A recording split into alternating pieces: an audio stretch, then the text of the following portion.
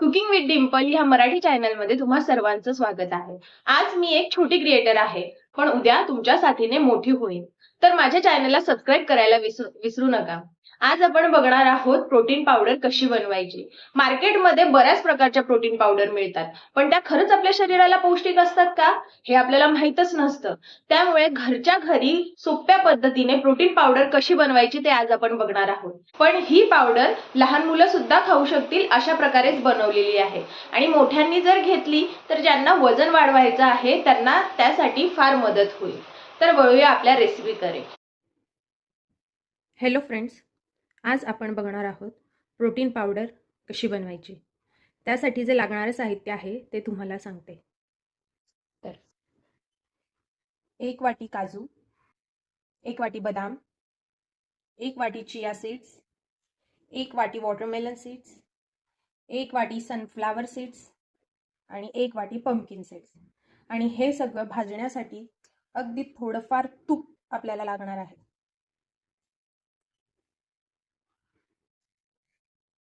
चला तर मग आपण आता भाजायला सुरुवात करूया. त्यासाठी कढई ठेवलेली आहे, त्यात अगदी थोडंसं तूप घालायचं आहे.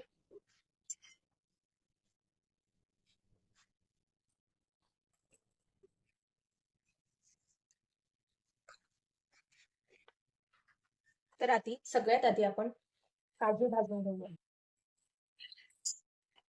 आणि हे सगळं अगदी मंद गॅसवर भाजायचं आहे. आपल्याला फक्त मॉइश्चर काढायचं आहे त्यातलं.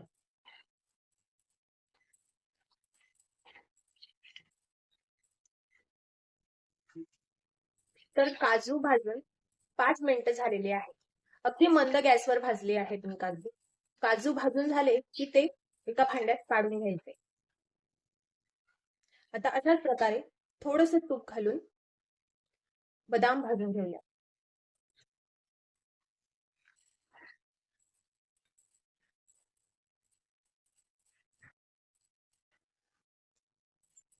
बदाम देखील 5 मिनिटं हे मंद गॅसवर भाजून घेतलेले आहे आणि ते व्यवस्थितपणे भाजले गेले आहे.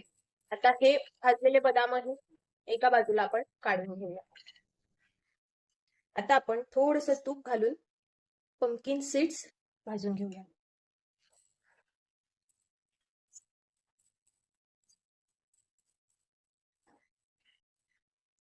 पंपकिन सीड्स भाजून 2 मिनिटं झाले आहे, कारण 5 मिनिटं जर आपण याला भाजलं तर पंपकिन सीड्स करपून जाते, म्हणून फक्त 2च मिनिटं भाजायचं आहे.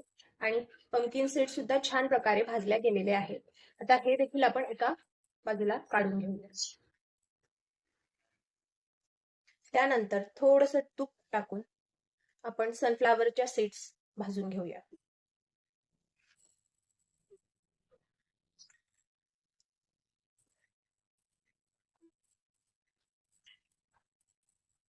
सनफ्लावर सीड्स देखील 2च मिनिटं भाजायचे आहेत, कारण त्या आधीच भाजलेल्या असतात.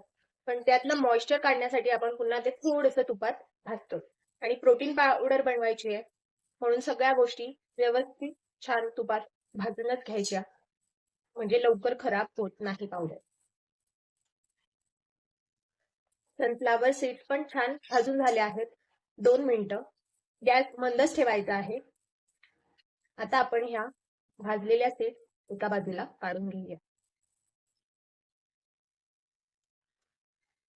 पुन्हा थोडंसं तूप घालूया आणि वॉटरमेलन्स म्हणजेच कलिंगडाच्या बिया भाजून घेऊया.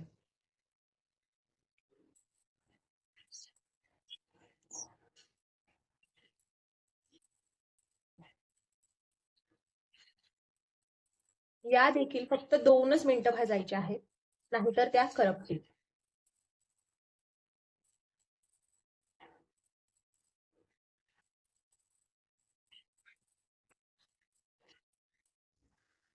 वॉटरमेलन सीड्स 2 मिनिटांसाठी छान भाजल्या गेल्या आहेत.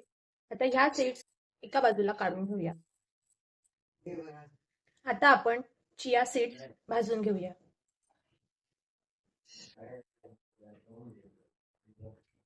चिया अगदी लगेच भाजल्या जातील.